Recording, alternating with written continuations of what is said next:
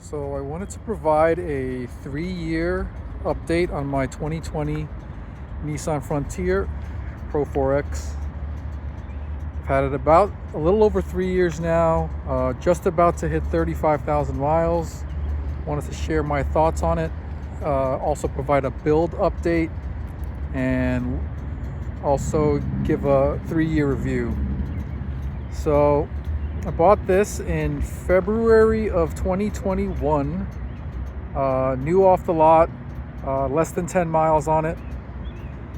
Have never needed to take it into the dealer yet. It does have that 9-speed parking pole recall. I have not done that yet. I don't plan on doing it unless I'm at the dealer for something else. I have also not done the transmission reprogram. People say that it might help to smooth out the shifts. The shifts for me have smoothed out by itself over the years, so I haven't felt like I've needed to do it. As far as mods goes, you can see the front end. I've got that eBay grill. I changed out the emblem. I also have the Acon headlights. I can provide links to those in the description, so check that out. This grill came with the Raptor lights. They worked for about maybe a little less than a year, and then one of them started flickering, so I just took them off. I figured I don't want to spend more on replacement Raptor lights, and those could potentially fail too. They looked cool, but you don't really need them. And now the front end looks a little bit cleaner. So this was already showed in my last video, but I removed the roof rack. I was never a fan of it. I think it also makes the truck look a little better.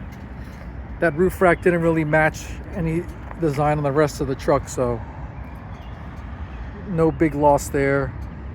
The suspension, I've got a All Dogs Off-Road RC Killa front springs plus the Z1 Off-Road 1.5-inch lift spacer. A little tough to see there, but it is there. Plus the SPC upper control arms.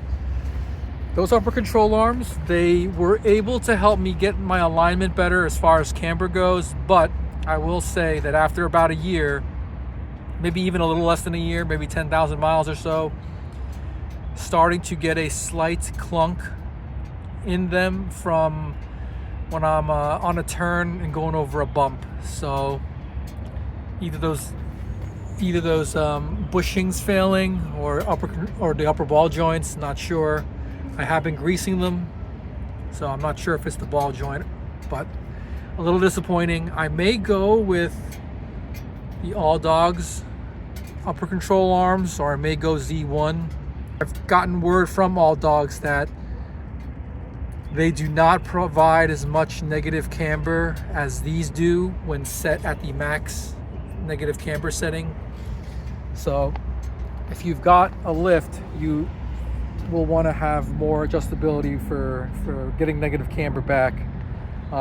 It's worth noting my lower control arm bolts, at least one of them have seized in place. So I don't want to go through that trouble of maybe cutting those out and putting cam bolts. So upper control arms are my only adjustment for correcting my camber. P&P rock sliders with the top plate and the rear kick out. The quality of these are great. Very happy with the quality of the actual sliders. They've also got adjustability for if you've got a body lift. Right now I've only got a 1-inch body lift, so I'm using the lower setting, but you can adjust the mount of these on the frame to accommodate a 2-inch body lift, which I'm hoping to do soon. While the quality of the sliders is great, it took me almost a year to receive them after placing an order, so be wary of that. This roll-up cover has been good for 3 years, no issues there. So yeah, as far as the interior goes, Haven't really done much. I've got a vent phone mount. I will say that when new, the interior felt really solid. There were not any squeaks, rattles. But over time, I've started to get a squeak or a rattle from the passenger side door inside somewhere, maybe near the speaker area, and also from the center console area. Also, when you're going over some uneven roads where the interior is vibrating a little bit, I'm getting some kind of clicking sound from somewhere in this area. If I hold the shifter while it's happening, it slightly reduces the sound a bit, so maybe it's something inside related to the shifter.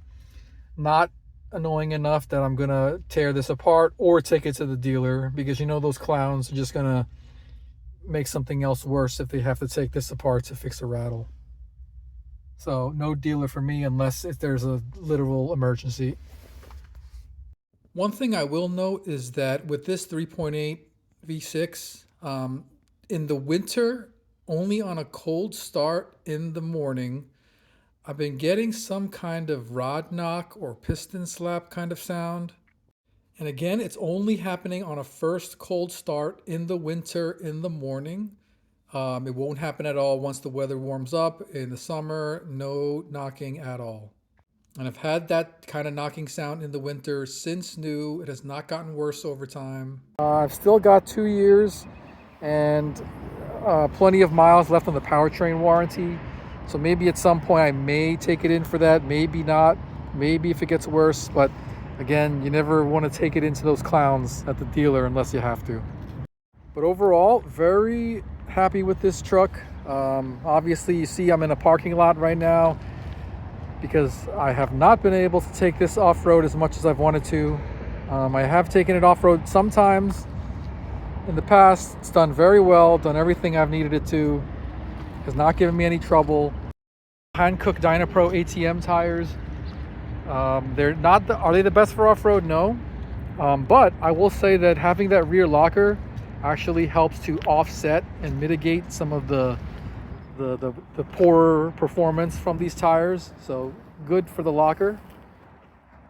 So those are my thoughts on the 2020 Nissan Frontier with the new drivetrain. Let me know in the comments if you've got a 2020 or 21, or if you got the 2022 with the new body style but the same drivetrain. If you've got any similar concerns or questions,